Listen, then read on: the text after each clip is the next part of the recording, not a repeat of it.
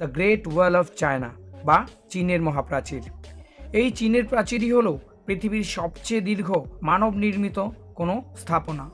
চীনের প্রাচীরের দেওয়াল এত লম্বা যে এটিকে পুরো দেখার জন্য আপনি কোনো ড্রোন বা হেলিকপ্টারেরও সাহায্য নিতে পারবেন না, কারণ এটা এতটাই দীর্ঘ যে এর এক প্রান্ত থেকে আরেক প্রান্ত অবধি পুরোটা দেখার জন্য আপনাকে পৃথিবীর বাইরে মহাকাশে যেতে হবে এবং সেখান থেকে কোনো স্যাটেলাইটের সাহায্যেই একসাথে এটি পুরোটা দেখা যেতে পারে। কিন্তু এখন প্রশ্ন হলো, এত দীর্ঘ দেওয়াল কি করে বানানো সম্ভব হয়েছে আর কেনই বা বানানো হয়েছিল? পৃথিবীর সপ্তম আশ্চর্যের একটি আশ্চর্য হলো চীনের মহাপ্রাচীর। তবে আপনারা কি জানেন এটিকে পৃথিবীর সবচেয়ে বড় কবরস্থানও বলা হয়? কিন্তু কেন? এই প্রাচীরে এমন কি আছে যে প্রতি বছর এটিকে দেখার জন্য কোটি কোটি মানুষেরা এখানে চীনে এসে ভিড় করে? কারা এবং কোন উদ্দেশ্যেই বা এটি তৈরি করেছিল? প্রাচীরটির বর্তমান অবস্থাই বা কেমন? কি কি জিনিস এটাকে এতটা স্পেশাল করে তুলেছে? তো চলুন বন্ধুরা, স্টাডিটিউড পরিবারের আজকের এই ভিডিওতে জেনে নেওয়া যাক রহস্যে ভরা চীনের প্রাচীরের সম্পূর্ণ ইতিহাসকে, আর ইতিহাস তাও গল্পের ছলে।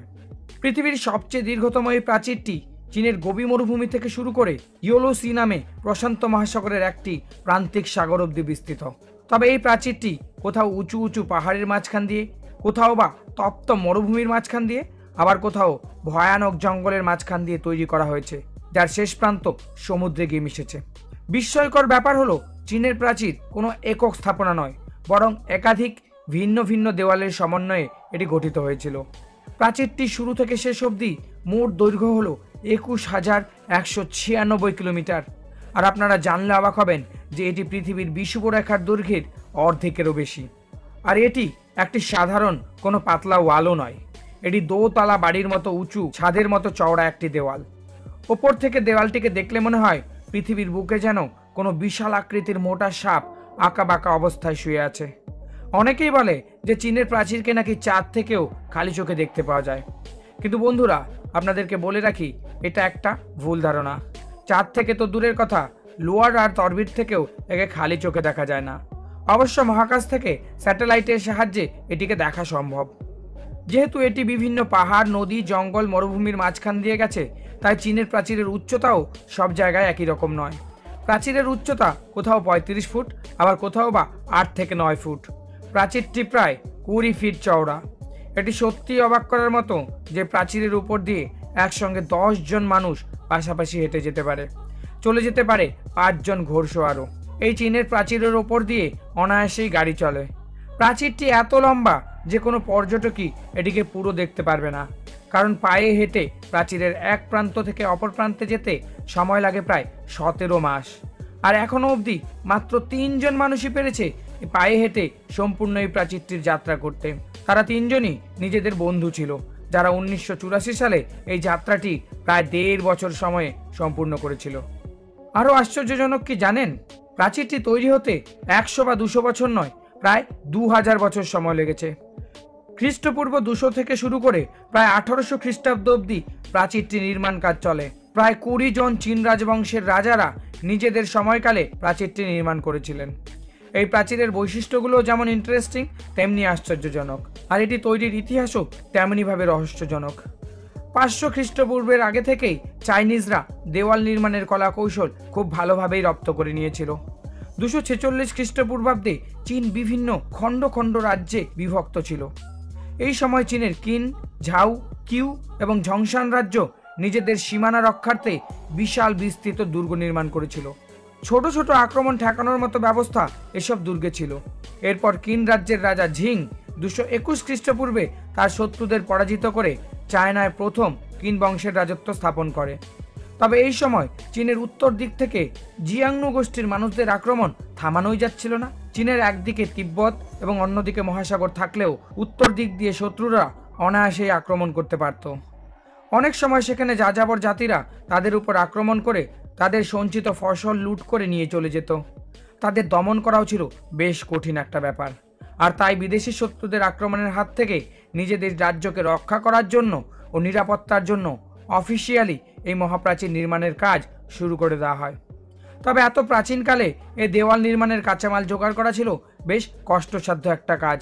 তাই প্রথম দিকে এই প্রাচীরের নির্মাণ কাজে মেনলি মাটি, কাঠ ও ছোট ছোট পাথরই ব্যবহৃত হয়েছিল।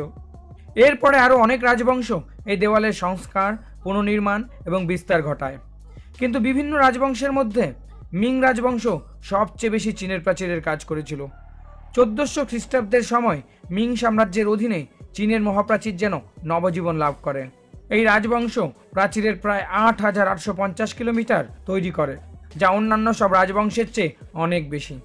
ঐতিহাসিকদের মতে এই সময় দুধর্ষ মঙ্গলরা চীনে প্রায়ই আক্রমণ করত। এই আক্রমণ থেকে চীনকে রক্ষা করতেই তৎকালীন মিং সম্রাটরা প্রাচীরকে আবারও তৈরি করার সিদ্ধান্ত নেয়। এই সময় তৈরি দেওয়ালগুলোও ছিল বেশ শক্ত, কারণ তারা দেওয়াল তৈরিতে আগের মতো স্থানীয় মাটি বা কাঠ ব্যবহার না করে ইট এবং বড় বড় পাথর কেটে দেওয়াল তৈরি করেছিলেন। আর এই ইটগুলো ছিল এখনকার দিনের ইটের চেয়ে প্রায় 4 গুণ বড়।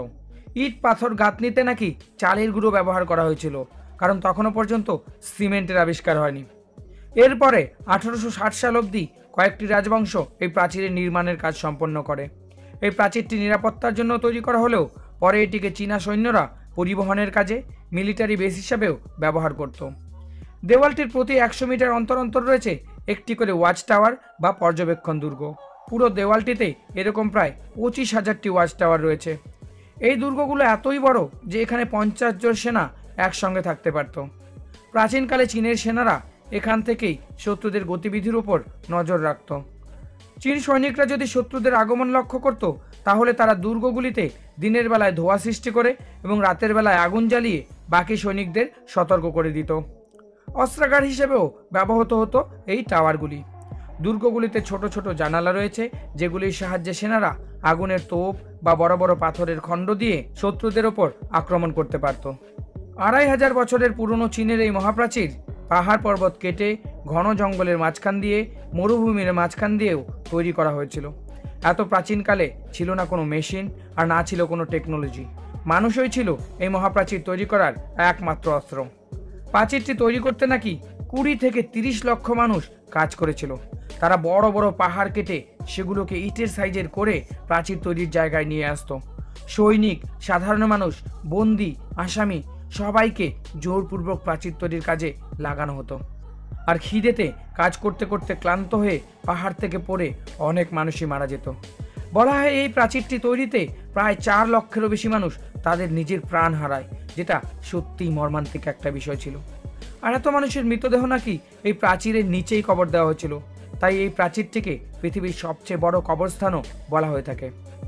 বিদেশি শত্রুদের হাত থেকে রক্ষার জন্য প্রাচীরটি বানানো হলেও নিজেদের শেষ রক্ষা কিন্তু করতে পারেননি চীনের সম্রাটরা। বলা হয় 14শ শতাব্দীতে মঙ্গল সম্রাট চেঙ্গিস খান নাকি এই প্রাচীর ভেঙে চীন আক্রমণ করেন এবং সেখানে প্রায় 100 বছর রাজত্বও করেছিলেন। বিশেষজ্ঞরা এখানে ভাঙা সুড়ঙ্গও পেয়েছে। আর তাদের মতে চীনের সেনারা শত্রুদের আক্রমণ করতেই দেওয়াল ভেঙে এই সুড়ঙ্গ বানিয়েছিল। তবে দ্বিতীয় বিশ্বযুদ্ধের সময়ও নাকি চীন সৈনিকরা এই প্রাচীরকে জাপানি সৈনিকদের আটকানোর জন্য ব্যবহার করেছিল। এটাও বলা হয় চাইনিজ আর্মি তাদের সৈনিকদের এখানে ট্রেনিং দিত। তবে সময়ের সঙ্গে সঙ্গে ক্ষয় হতে হতে বর্তমানে প্রাচীরের প্রায় 30% নষ্ট হয়ে গেছে। কোথাও আবার এটি এখনও ভঙ্গুর অবস্থায় রয়েছে। ধারণা করা হয় 19বিংশ শতাব্দী থেকে প্রাচীর থেকে ইট পাথর খুলে মানুষ ঘরবাড়ি বানাতে শুরু করে। আরও নানানভাবে ক্ষয়প্রাপ্ত হয়ে প্রাচীরটি একদম ভগ্নপ্রায় হয়ে গিয়েছিল। এরও বহু পরে 1970 সালে এর গুরুত্ব উপলব্ধি করে চীন সরকার এটিকে পর্যটন কেন্দ্র হিসাবে সাধারণ মানুষের জন্য খুলে দেয়। এরপর 1987 সালে এই মহাপ্রাচীরকে ইউনাইটেড ওয়ার্ল্ড হেরিটেজ সাইট হিসেবে ঘোষণা করা হয় এবং এরপর চীন সরকার পর্যটকদের জন্য এর কিছু অংশ সংরক্ষণ ও পুনর্নির্মাণ করতে শুরু করে। যেই প্রাচীর একসময় চীনে বিদেশিদের প্রবেশ আটকানোর জন্য বানানো হয়েছিল, আজ সেই প্রাচীরই লক্ষ লক্ষ ট্যুরিস্টদের চীনে নিয়ে আসে। আর এই প্রাচীরই হলো এখন চীনের মোস্ট পপুলার ট্যুরিস্ট প্লেস। চীনের প্রাচীরের মধ্যে সবথেকে বেশি পর্যটকের ভিড় হয় বারিলিং নামক স্থানে। এখানে নাকি প্রাচীরটি এখনও আগের মতোই একদম অক্ষত অবস্থায় রয়েছে। 2007 সালে পৃথিবীর 7ম আশ্চর্য হিসেবে তালিকাভুক্ত হওয়ার পর চীন সরকার এর প্রতি আরও যত্নবান হয়। ব্যাপক পরিচিতি এবং পপুলারিটির ফলে এই মহাপ্রাচীরটিকে প্রতিনিয়ত সামলাতে হচ্ছে লক্ষ লক্ষ পর্যটকদের চাপ। তাই বন্ধুরা, চীন কিন্তু শুধু করোনার জন্য নয়, এই প্রাচীরের জন্য বিশ্ববিখ্যাত। এই মহাপ্রাচীর সত্যিই চীনের গর্ব। তবে চীন সরকার যদি এর সংস্কারের প্রতি আরও মনোযোগী হয়ে ওঠে, তাহলে হয়তো আরও বহুদিন মনুষ্যসৃষ্ট এই সপ্তম আশ্চর্যময় ঐতিহ্যকে পৃথিবীর বুকে টিকিয়ে রাখা সম্ভব হবে। তো বন্ধুরা, কেমন লাগলো আপনাদের এই চীনের প্রাচীরের ইতিহাস, তা কমেন্ট করে জানাতে একদম ভুলবেন না। নতুন একটা ভিডিও নিয়ে খুব তাড়াতাড়ি দেখা হবে। ততক্ষণের জন্য চ্যানেলটিকে সাবস্ক্রাইব করে পাশে থাকুন। Take care, bye by.